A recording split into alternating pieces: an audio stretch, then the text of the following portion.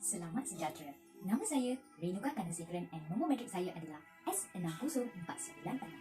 So, saya membuat video ini adalah untuk berkongsi bagaimana membuat kompos fertilizer menggunakan sisa-sisa makanan. Sebelum kita bermula, saya nak berkongsi sedikit information tentang proses pembuatan kompos sisa makanan. Iaitu kita ada 3 fasa, iaitu fasa 1, fasa 2 dan fasa 3. Okey, fasa 1 adalah proses fermentasi, fasa kedua adalah proses pematangan dan fasa ketiga adalah proses di mana aplikasi kompos pepejal mata untuk tanaman. So, tanpa melengahkan masa, jom kita tengok bahan-bahan yang diperlukan untuk membuat kompos fertilizer dan juga cara-cara untuk membuatnya. Bahan-bahan yang diperlukan adalah botol minyak dan juga sisa-sisa makanan. So, untuk fasa pertama, kita perlukan gear T-bin. Terdapat 3 bahagian iaitu bahagian A, bahagian B dan bahagian C. Yang kedua, sisa-sisa makanan yang saya menggunakan adalah sayur-sayuran, kulit buah-buahan, kulit telur dan juga ikan bilis. So, jom kita tengok bagaimana kita menggabungkan semua sisa-sisa makanan. So, pertama adalah bawang kulit, sayur-sayuran, kulit telur dan kulit buah-buahan dan juga ikan bilis. Lepas itu, kita perlulah menggaulkan semua sisa-sisa makanan tersebut. Selain sisa makanan, untuk fasa 1 iaitu proses fermentasi, kita perlukan biokatalis. Selain biokatalis, kita boleh menggunakan gula merah. So, saya telah menggunakan gula merah untuk proses fermentasi ini. So, pertama sekali saya telah meletakkan gula merah dahulu dan kedua adalah sisa-sisa makanan yang saya telah menggaul sekalinya. So, kita perlu meletakkan kedua-dua bahan ini secara berlapisan. Anda dapat melihat lubang-lubang di sekitar gear T-bin adalah untuk memudahkan pengumpulan liquid fertilizer di mana semasa proses fermentasi berlakunya penghasilan liquid fertilizer.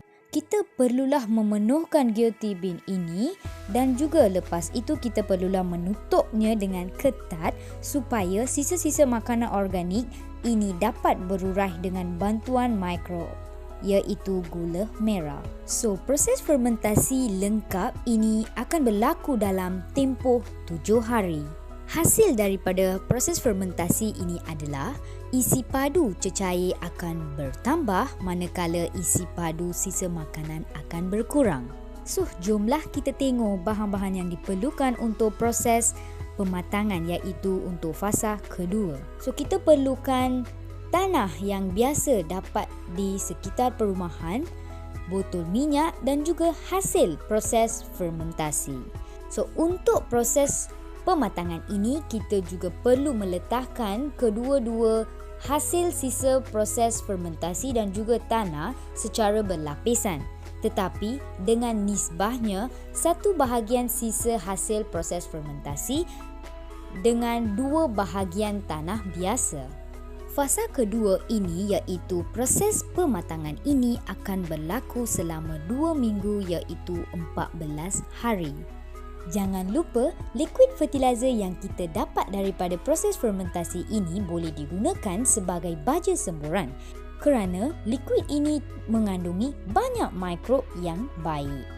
So, ini adalah hasil daripada proses pematangan di mana kita tidak dapat boleh melihat apa-apa sisa makanan di dalam tanahnya di mana kedua-dua tanah dan juga kompos sisa ini telah dicampur sepenuhnya. So, untuk fasa ketiga saya telah memilih beberapa pokok herba seperti pokok bendi, cuban oregano, kacang mocai, cili dan juga tauge.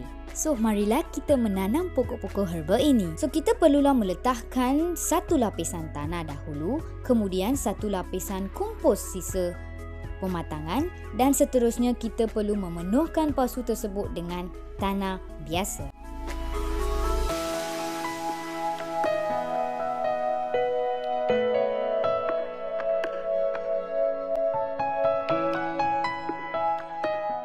So, antara pokok-pokok herba ini saya telah memilih pokok bendi sebagai pokok utama untuk projek saya.